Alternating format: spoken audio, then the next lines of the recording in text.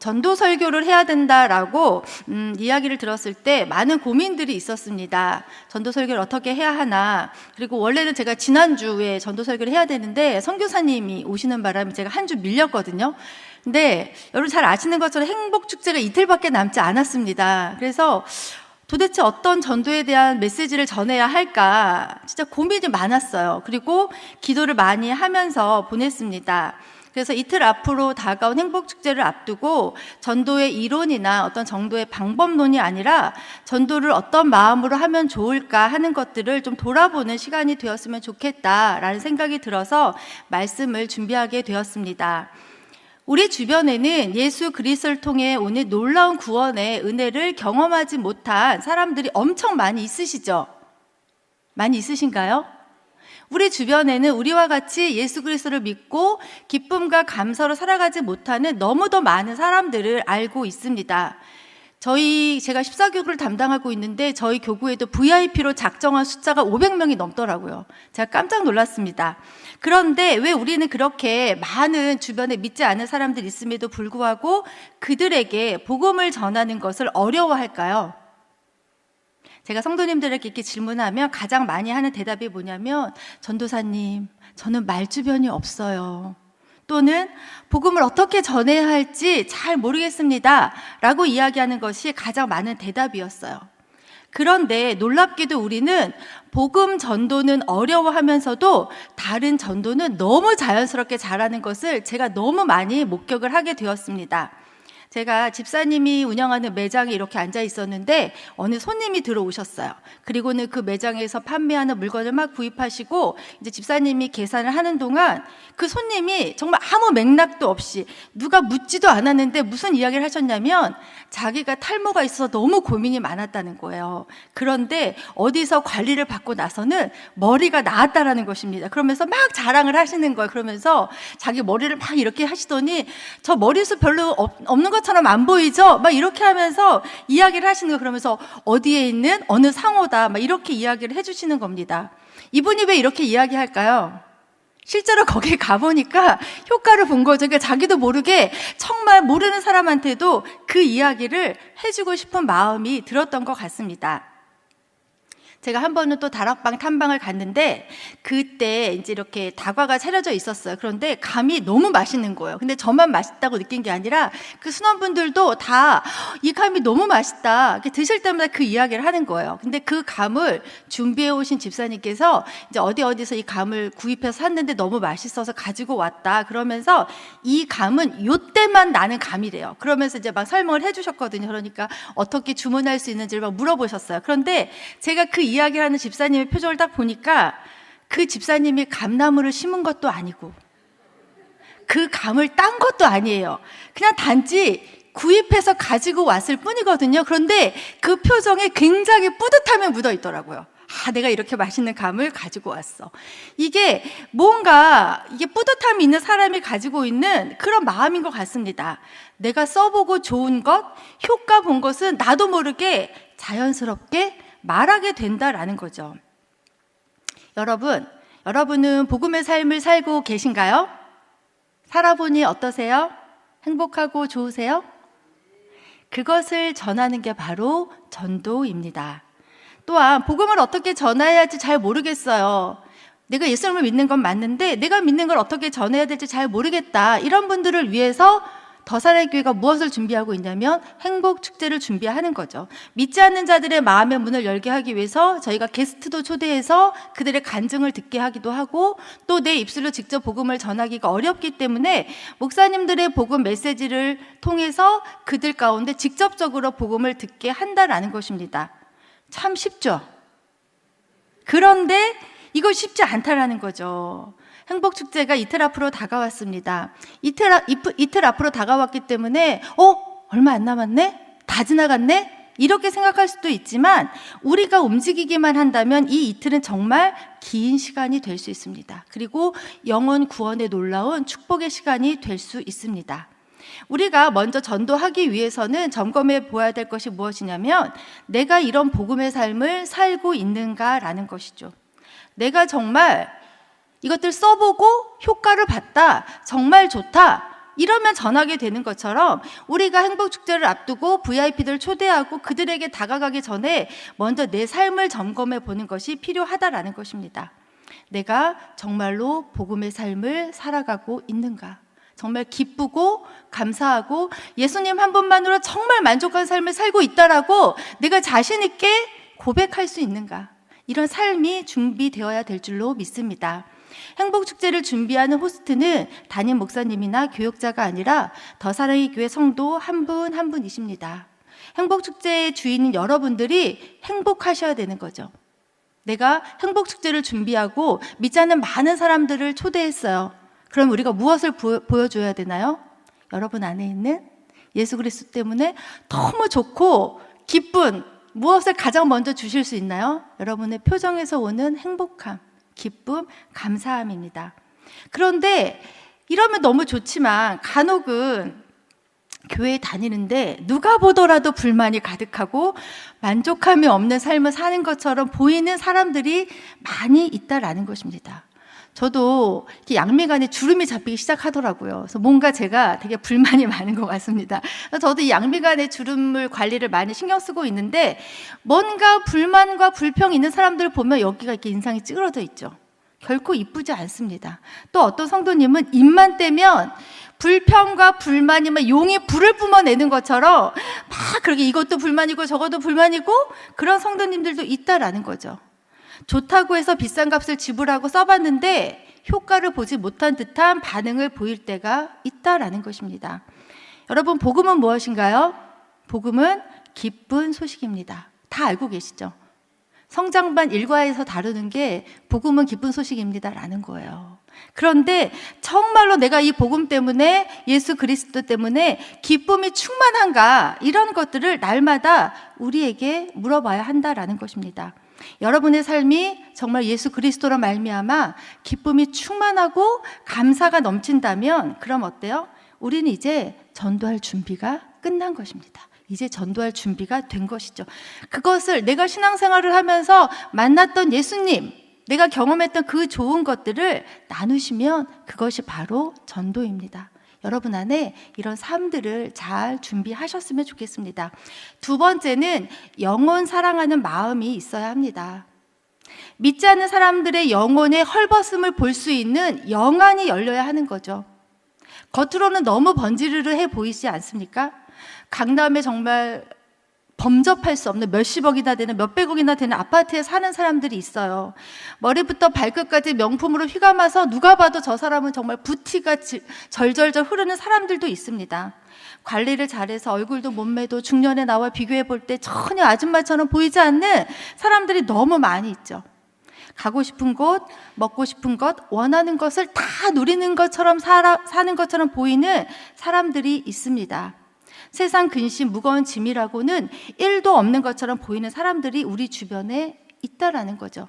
그런데 놀라운 것은 무엇이냐면 모든 인생은요, 한꺼풀만 다 벗겨보면 문제가 없는 인생이 없다라는 것입니다. 다 근심과 걱정과 나름의 인생의 짐이 있어요. 힘듦이 있다라는 거죠. 우리가 사람들의 외모만 보고 그들에게 다가가서 복음을 못 전하는 것이 아니라 그들이 다 갖춘 인생처럼 보이지만 그들 안에 얼마나 영혼이 헐벗어 있고 얼마나 목말라 하는지 그것을 볼 수 있는 영안이 열린다면 우리는 누구에게도 다가가서 복음을 전할 수 있을 것입니다.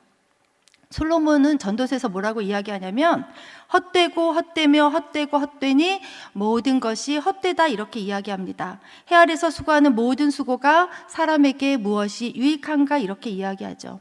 이것은 허무주의를 이야기하는 것이 아니라 하나님 없는 인생의 허무함을 이야기하는 것입니다. 지혜자 솔로몬은 하나님이 없는 인생은 헛될 수밖에 없다라는 참으로 지혜자다운 말을 하고 있는 것이죠. 예수 그리스도 없는 인생이 겉으로는 화려해 보이고 다 갖춘 것처럼 보여지지만 그들 안에 예수 그리스도가 없으므로 구원받지 못함으로 말미암아 영혼이 굶주려 있고 영혼이 죽어가고 있다라는 것들을 우리가 볼 수 있어야 한다라는 것입니다. 그리스도를 알지 못하는 사람들을 향해서 그 영혼의 헐벗음과 그들의 배고픔이 느껴진다면 우리 안에는 측은지심이 발동하게 될 것입니다. 불쌍히 여기는 마음에서부터 사랑은 시작되는 것입니다. 오늘 본문은 예수님은 잃은 양 비유를 통해서 한 영혼에 대한 아버지의 마음이 어떠한지를 알려주고 있습니다. 산에서 양을 치고 있는데 한 마리가 보이질 않는 거예요. 내가 양을 치고 있지만 이 양은 내 양이 아닙니다. 주인이 따로 있죠. 만약에 잃은 양을 찾지 못한다면 주인은 내가 빼돌렸다라고 오해할 수도 있고, 그리고 이 잃어버린 양이 어디선가 죽을 수도 있습니다. 산에서 잃어버렸다라고 이야기했기 때문에 잃어버린 양은 낭떠러지 가까이 가 있을 수 있죠. 그리고 가시덤불 사이에 끼어서 피를 흘리고 죽어가고 있을 수도 있습니다. 만약에 해가 지도록 이 잃은 양을 찾지 못한다면 늑대에게 잡혀 먹혀 죽을 수도 있습니다. 참된 목자라면 여유가 없습니다. 오늘이 지나면 양이 어떻게 될지 너무나 잘 알고 있기 때문입니다. 그래서 우리 안에 있는 양을 버려두고 잃어버린 이 한 마리 양을 찾기 위해서 그렇게 애쓰고 돌아다니는 거죠. 예전에는 동네마다 재래시장이 있었습니다. 그런데 엄마랑 장을 보러 갔다가 목격한 것 중에 하나는 뭐냐면, 머리를 산발한 채 슬리퍼를 한 짝만 신고 막 정신없이 누군가의 이름을 부르며 달려오는 아줌마를 보았어요. 그런데 이 아줌마는 자신의 자녀를 잃어버린 엄마였습니다. 이 아줌마가 눈 깜짝할 사이에 자기 아이가 옆에 있다라고 생각하고 값을 흥정하는 사이에 옆에 있다고 생각하는 아이가 없어진 거죠. 그것을 한 이 엄마는 침착할 수가 없는 거죠. 그래서 머리도 막 풀어 헤치고 그 아이를 이름을 불러가면서 그 잃어버린 자식을 찾기 위해서 시장통을 그렇게 막 돌아다니는 모습을 보았습니다. 이것이 아마 하나님 아버지의 마음이 아닐까라고 생각이 듭니다. 반면에 우리는 너무 여유롭고 침착하지 않나요? 이번이 안 되면 행복축제는 내년에도 있는데 내년에 하지 뭐. 혹시 이런 마음 우리 가운데 있을 수도 있죠. 그런데 누군가에게는 오늘이 마지막 기회일 수 있습니다. 잃어버린 양은 오늘 밤을 넘기기가 어렵습니다. 감사하게도 우리에게는 이틀이라는 시간이 아직 남아있죠. 이제 우리가 움직이기만 한다면 누가 역사하실까요? 주님께서 일하실 것입니다. 여러분, 지금 생각나는 누군가 이름이 떠오르시나요? VIP로 작정하고 이름은 올려놨지만 아직 한 번도 전화하지 않은, 한 번도 초대장을 보내지 않은 그 누군가가 떠오르신다면 이 남은 이틀 기간 동안에 여러분들이 움직이셨으면 좋겠습니다. 여러분들이 움직이실 때 역사는 주님께서 하실 줄로 믿습니다. 예전에 전도를 담당하면서 경험했던 몇 가지 기억에 남는 이야기를 하고 설교를 마무리하려고 합니다. 제가 전도폭발 본부에서 훈련을 받을 때 다른 교회 권사님이 저의 훈련자로 섬겨주셨습니다. 그런데 이 권사님의 아들이 스위스에서 유학 중이셨는데 그 친구가 음주운전하던 그 차에 치여서 운전한 친구는 살고 이 권사님의 아들은 그 자리에서 즉사했다라는 연락을 받았다고 합니다. 이 권사님은 하늘이 무너질 것만 같은 슬픔을 안고 그 자신의 아들의 시신을 수습하기 위해서 스위스행 비행기에 몸을 실었습니다. 여러분 같으면 그 마음이 어떨까요? 저는 짐작도 할 수 없습니다. 그런데 그 비행기 안에서는요, 생전 처음 유럽 여행을 가는 많은 사람들로 인해서, 들뜬 사람들로 인해서 그 비행기 안이 가득 차 있었다라고 합니다. 그런데 이 권사님께서는 그 옆자리에 앉은 그 사람에게 자신이 지금 왜 스위스를 가는지를 이야기를 하시면서 자신이 슬픔 중에도 낙심하지 않는 이유에 대해서 설명하면서 복음을 전했다라는 간증을 들었습니다. 우리는 자식을 잃은 어미의 심정을 다 어떻게 이해할 수 있을까요? 그럼에도 불구하고 이 권사님의 마음에는 복음이 강력하게 역사하고 계셨고, 그리고 아들이 예수님을 믿는 복음 안에서 죽었다라는 확신이 계셨기 때문에 슬픔 중에도 낙심하지 않을 수 있었고, 그리고 나중에는 이 음주운전을 한 친구가 살았잖아요. 얼마나 괴로웠을까요? 자기 때문에 친한 친구가 죽었는데 이런 죄책감에 힘들어하는 이 친구의 아들을 양아들 삼았다라는 이야기를 들었습니다. 우리는 다 이해할 수 없고 헤아릴 수 없지만 복음에 사로잡힐 때 이런 일들이 가능하다라는 것들을 제가 그때 듣게 되었습니다. 또 한 분은 자신의 동생네 부부가 미국에서 이민 가서 살고 있는데 이단교회에 나간다라는 거예요. 그래서 아무리 이야기해도 말을 듣지 않는다라는 거죠. 그래서 어떤 일이 있어서 잠시 한국에 나오는데 그때 그 동생네 부부를 만나서 복음 제시를 해주었으면 좋겠다 이렇게 말씀을 하셨습니다. 그래서 그 동생네 부부를 만나서 복음을 잘 전해드렸어요. 그리고 나서 제가 어떻게 이야기했냐면 마지막으로 질문을 할 때 혹시 교회를 옮기실 의향이 있으십니까? 라고 물었죠. 그럴 때 그 동생네 부부의 대답이 지금도 선명하게 기억에 남습니다. 전도사님은 제가 다니는 교회를 이단이라고 이야기하실지 모르겠지만 자신이 처음 미국에 갔을 때 우리가 흔히 이야기하는 정통교회에 나갔다고 해요. 그런데 그 교회에 다니는 집사님에게 사기를 당하고 자기가 굉장히 많은 어려움을 당했다라는 거죠. 그리고 그 어려움을 해결할 때 지금 자기가 다니고 있는 이 교회 성도님이 도와주셔서 그 어려움의 문제를 잘 해결했다라고 이야기를 하셨습니다. 전도사님께서는 그 교회를 이단이라고 이야기하실지 몰라도 자기는 이 교회에서 너무나 큰 사랑을 받았기 때문에 자기는 이 교회를 떠날 수 없다라고 이야기하시더라고요. 우리가 이야기하는 이단이라는 그것에는 사랑을 느꼈는데 왜 우리가 이야기하는 정통 교단에는 사랑이 없었을까? 이것이 제 안에 참 슬픔으로 다가왔습니다. 내가 그 집사님네 동생네 부부를 떠나보내면서 어떤 생각을 했냐면 우리 안에 사랑이 없으면, 우리가 사랑으로 행동하지 않으면, 사랑으로 복음을 전하지 않으면 사람들의 마음은 움직여지지 않는구나라는 것을 알게 되었습니다.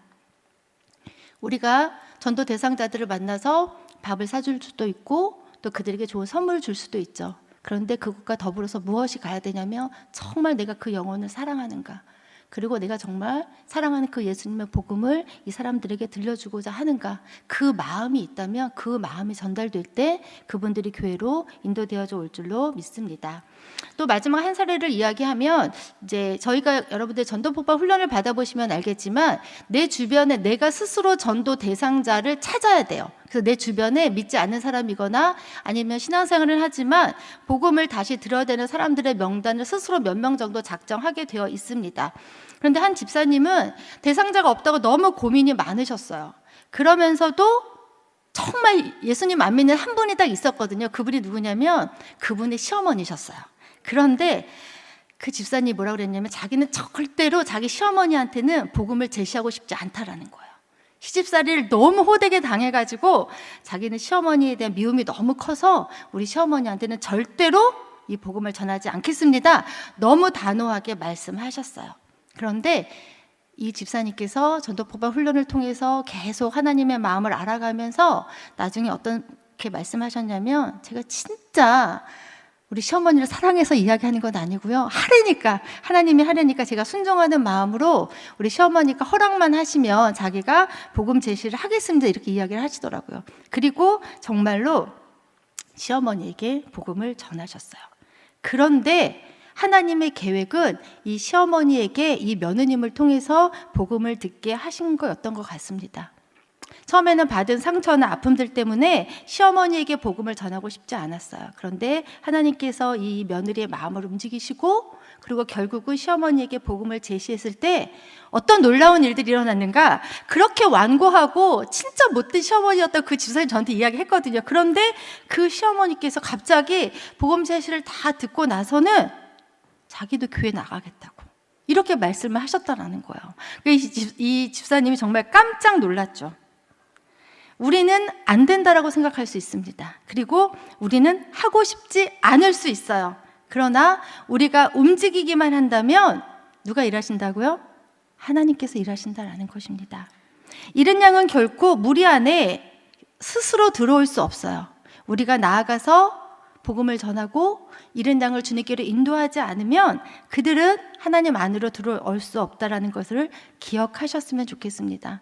하나님은 이번 행복축제를 통해서 여러분 한 사람 한 사람이 움직이심으로 말미암아 하나님이 이 사람을 꼭 구원해 줬으면 좋겠는데, 저 집사님이 좀 움직여주면 좋겠는데, 저 사람이 좀 가졌으면 좋겠는데, 이런 마음을 갖고 계실 거예요.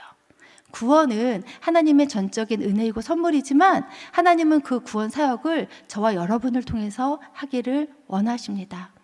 우리가 이번 행복축제를 앞두고 이틀 남았어요. 정말 열심히 기도하고 하나님 정말 저에게 사랑하는 마음을 주십시오. 영혼을 불쌍히 여기는 마음을 주시고 내가 작정한 그 VIP들을 향해서 정말 내가 사랑하게 마음을 담아서 연락하고 그리고 뭔가 접촉을 시도할 때 주님 그들의 마음을 움직여 주셔서 정말 한 마리 잃은 양이 돌아왔을 때 하나님께서 그렇게 기뻐하신다고 말씀하셨는데 이번 행복축제가 내 주변에 있는 그 잃은 양 한 마리를 주님께로 인도하는 복된 축제가 되었으면 좋겠습니다. 그리고 제가 그 주인공이 되었으면 좋겠습니다. 이런 마음으로 남은 이틀을 우리가 준비하면서 보내셨으면 좋겠습니다. 마지막 우리 다니엘서 12장 3절의 말씀을 같이 읽고 말씀을 마무리하려고 합니다. 우리 다니엘서 12장 3절 같이 읽겠습니다. 시작. 지혜 있는 자는 궁창의 빛과 같이 빛날 것이요 많은 사람을 옳은 대로 돌아오게 한 자는 별과 같이 영원토록 빛나리라. 아멘. 믿지 않는 사람들을 복음으로 인도해서 천국에서 별과 같이 영원토록 빛나는 여러분이 다 되셨으면 좋겠습니다. 이 시간 같이 찬양하고 저희 기도하도록 하겠습니다. 우리 아버지 당신의 마음이라는 찬양인데요. 우리 이 찬양하면서 우리 하나님 아버지의 마음을 다시 한번 새겨보고 우리가 하나님 아버지의 마음을 가지고 믿지 않는 자들에게 나아갔으면 좋겠습니다.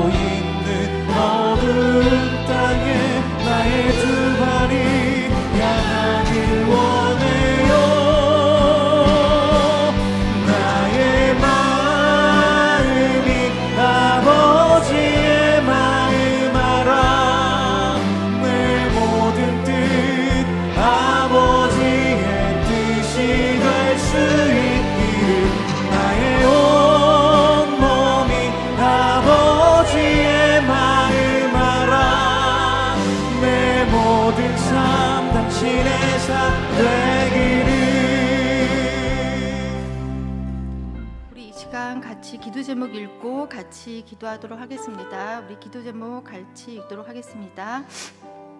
복음을 듣고 먼저 구원받은 우리가 구원의 감격과 은혜의 삶을 회복하게 하소서. 아멘.